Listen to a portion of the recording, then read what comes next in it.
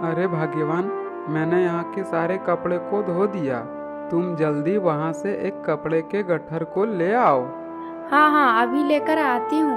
धोबी की पत्नी सिर पर गठरी उठाती है और बिरजू की तरफ चल पड़ती है। तभी अचानक उसके पैर जमीन पर पड़े हुए एक पत्थर से टकराती है। बेचारी जमीन पर गिरते ही बिरजू उसे उठाने उसके पास जाता है। अरे भाग्यवान, तुम कैसे गिर गई? तुम्हें ध्यान से चलना चाहिए। ए जी, आप मेरे चलने का क्या दोष देते हैं? जो किस्मत में लिखा है वही होगा। काश हमारा भी एक पुत्र होता तो यह कार्य मुझे नहीं करना पड़ता। लेकिन यह सब बोलने से क्या फायदा? हमारे जीवन में पुत्र का सुख लिखा ही नहीं। अरे भाग्यवान, तुम दुखी मत हो। यदि ईश्वर ने चाहा तो हमें पुत्र की प्राप्ति अवश्य होगी।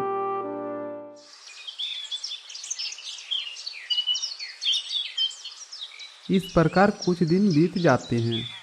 अरे भाग्यवान, तुम जल्दी से मेरे लिए खाने की पोटली को बांध दो। आज मैं अकेले ही तालाब में कपड़े धोने जाऊंगा। ठीक है जी, मैं अभी आपके लिए खाना लेकर आती हूँ। बिरजू की पत्नी खाने की पोटली लेकर आती है और बिरजू को दे देती है। बिरजू तुरंत ही खाने की पोटली को लेकर वहां से चल पड़ता है।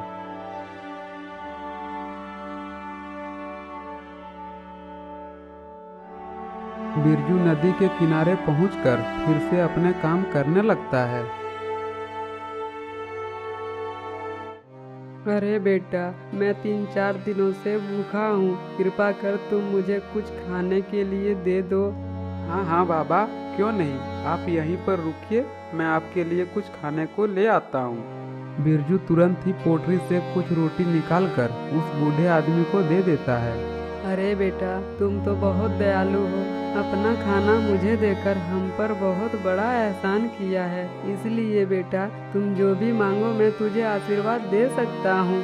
मुझे ईश्वर का आशीर्वाद है कि मैं तुम्हें जो भी आशीर्वाद दूंगा वो सफल होगा। बाबा, ऐसी बात है तो मुझे आशीर्वाद दीजिए कि मुझे एक पुत्र की प्राप्ति हो जाए। ठीक है बेटा, मैं ईश्वर से प्रार्थना करूंगा कि तुम्हें जल्द से एक पुत्र प्राप्ति हो। इतना सुनकर बिरजू बहुत खुश हो जाता है। फिर वहां से वह बाबा चला जाता है।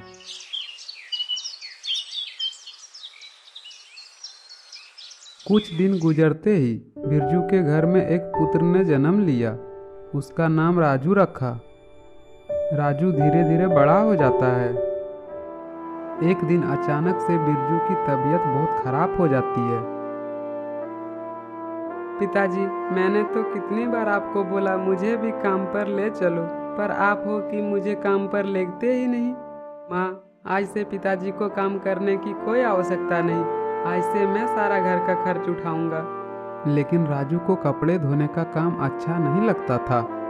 इसलिए राजू काम के तलाश में शहर की ओर निकल पड़ता है।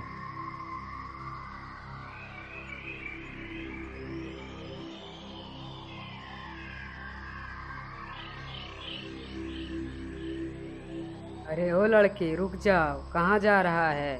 अरे भाई, मैं काम के तलाश में शहर जा रहा हूँ। अच्छा, तो तू शहर जा रहा है।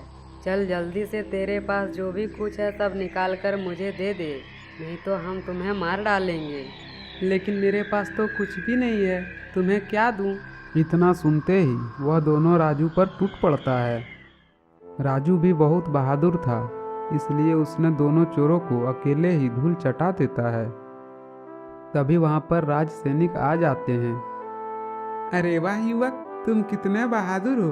तुमने तो अकेले ही इन दुष्टों को धूल चटा दिया। तुम कौन हो बहादुर इंसान? फिर राजू अपनी पूरी कहानी उन दोनों सैनिक को सुनाता है। अरे वाह राजू भाई, तुम कितने वीर हो। हमारे महाराज को तुम जैसे वीरों की आवश्यकता है। तुम हमारे साथ चलो, हम तुम्हें राजा से मिलवाते हैं। वह तुम्हें कुछ ना कुछ काम दे देगा।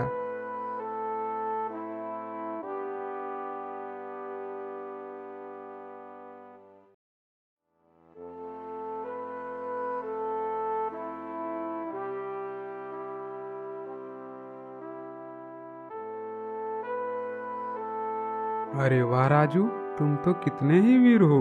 मुझे तो तुम जैसे वीरों की तलाश रहती है। राजू, आज से तुम मेरे एक अहम सैनिक हो।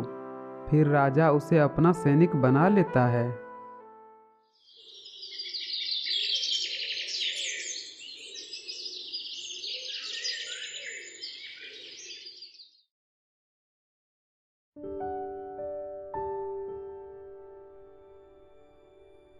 राजू की टकराहट राजकुमारी सिंधु से हो जाती है। राजकुमारी सिंधु देखने में बहुत खूबसूरत थी। राजू राजकुमारी सिंधु की सुंदरता को देखता ही रहता है और राजकुमारी भी राजू को देखती ही रहती है।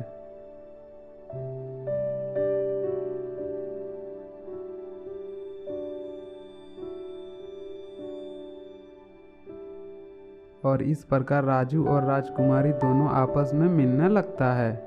दोनों आपस में बात कर ही रहा था कि एक सैनिक राजू और राजकुमारी को देख लेता है और सारी बात राजा को जाकर बता देता है। सैनिकों, जल्दी से उस राजू को हमारे पास पेश किया जाए। लेकिन राजकुमारी जी, महाराज हमारे इस रिश्ते को लेकर स्वीकार करेंगे? कहाँ आप एक राजकुमारी और कहाँ मैं एक नौकर, इसमें हमारा रिश्ता कैसे हो सकता है? अरे ओ राजू, जल्दी से तुम्हें महाराज ने बुलाया है।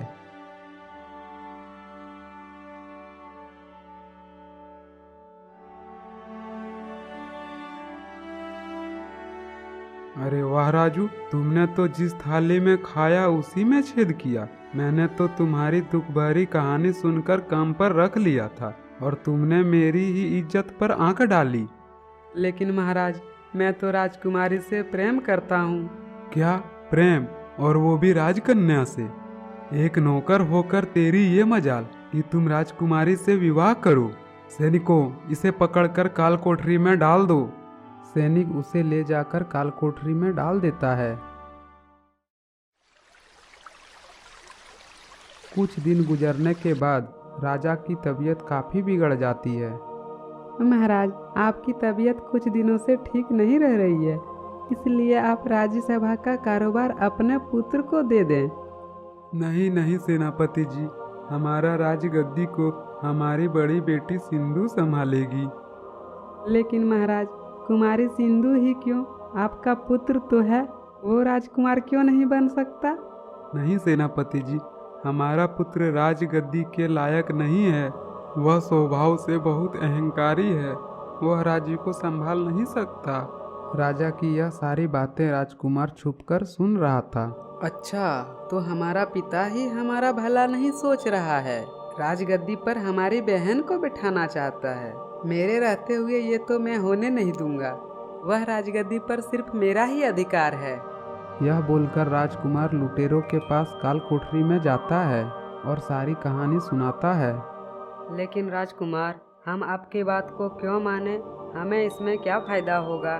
मैं राजा बनते ही तुम दोनों को सेनापति बना दूंगा।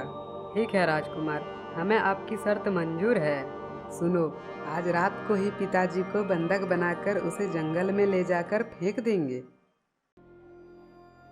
आधी रात होते ही तीनों मिलकर राजा को बंदी बना लेता है। यह सारी घटना को राजकुमारी सिंधु देख लेती है। क्या करूं, पिताजी को कैसे बचाऊं? मैं ऐसी करती हूँ कि जल्दी राजू के पास चली जाती हूँ, वही इसका कुछ उपाय निकाल सकता है। इतना सोचकर राजकुमारी तुरंत ही राजू के पास काल कोठरी में पहुँचती है और सारी कहानी राजू को सुना देती है और राजू को बाहर निकाल लेती है। फिर वह दोनों जल्दी जल्दी जंगल की ओर निकलता है।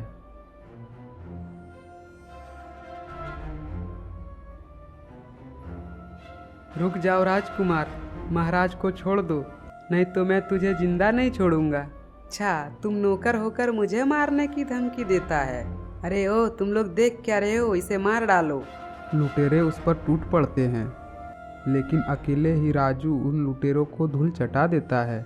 अब मेरे वार से बच। अरे वाह राजू, तुम सच में एक वीर योद्धा हो और मैं अपने पुत्री का हाथ तुम्हें सौंपता हूँ।